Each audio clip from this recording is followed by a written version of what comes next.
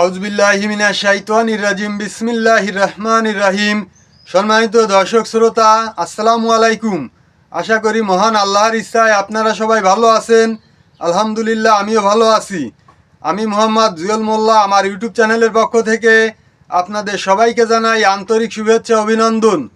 আজ আমি আপনাদের সামনে একটা অত্যন্ত মূল্যবান এবং গুরুত্বপূর্ণ বিষয় আলোচনা করব।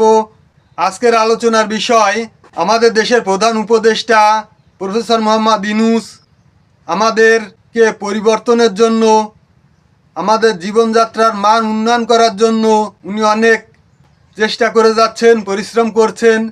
এজন্য কৃতজ্ঞতা স্বীকার করছি। আগে কৃতজ্ঞতা স্বীকার করেই বলছি, সংস্কারের নামে কোনো ধরনের চালাকি এটা কিন্তু জনগণ কখনোই মেনে নেবে না। সংস্কারের নামে কোনো প্রহসন জনগণ মেনে নেবে না। আজ আপনি উপদেষ্টা পরিষদে যাদেরকে বসিয়েছেন, এদের মধ্যে একটা দুটো না, অনেকগুলো আছে রয়ের এজেন্ট। আপনি এদেরকে সাথে নিয়ে কি সংস্কার করবেন?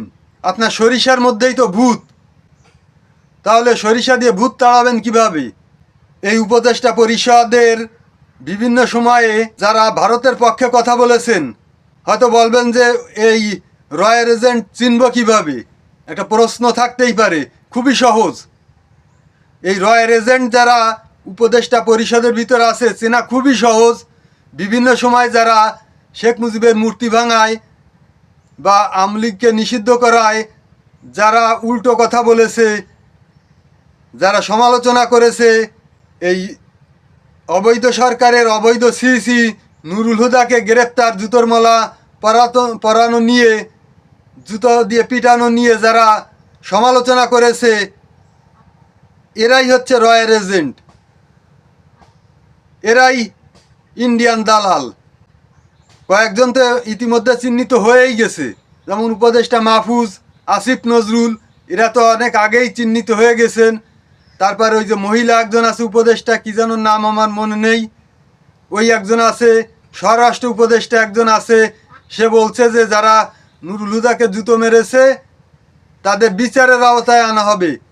যাদের পুরস্কার ঘোষণা করার কথা একজন স্বরাষ্ট্র উপদেষ্টা হিসেবে, যে যারা নুরুল হুদাকে জুতো দিয়ে পিটিয়েছে, জুতোর মালা পরিয়েছে, তাদেরকে পুরস্কৃত করা হবে, এই ঘোষণা না দিয়ে সে বলল এদেরকে আইনের আওতায় আনা হবে।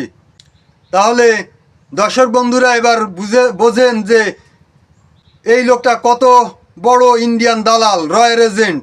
অবিলম্বে এদেরকে চিহ্নিত করতে হবে এবং উপদেষ্টা পরিষদের থেকে বাদ দিতে হবে এবং এদের বিরুদ্ধে তদন্ত কমিশন গঠন করতে হবে।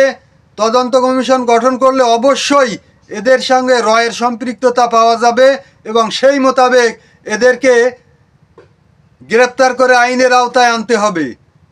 তাই আবারও বলছি, সংস্কারের নামে কোনো চালাকি এদেশের জনগণ মেনে নেবে না। দেশ সংস্কারের আগে সর্বপ্রথম আপনার উপদেষ্টা পরিষদে সংস্কার আনতে হবে। একজনও আওয়ামীপন্থী বা ইন্ডিয়ান দালাল থাকতে পারবে না। একজনও ইন্ডিয়ানপন্থী লোক, রয়ের এজেন্ট এই উপদেষ্টা পরিষদে থাকতে পারবে না।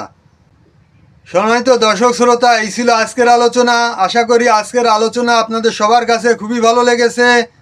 এই ধরনের আলোচনা নিত্য নতুন সবসময় পেতে আমার চ্যানেলটাকে সাবস্ক্রাইব করে অল বাটনে চাপ দিয়ে নোটিফিকেশান বাজিয়ে রাখবেন, যাতে পরবর্তী ভিডিও ছাড়ার সঙ্গে সঙ্গে আপনার কাছে পৌঁছায় যাবে।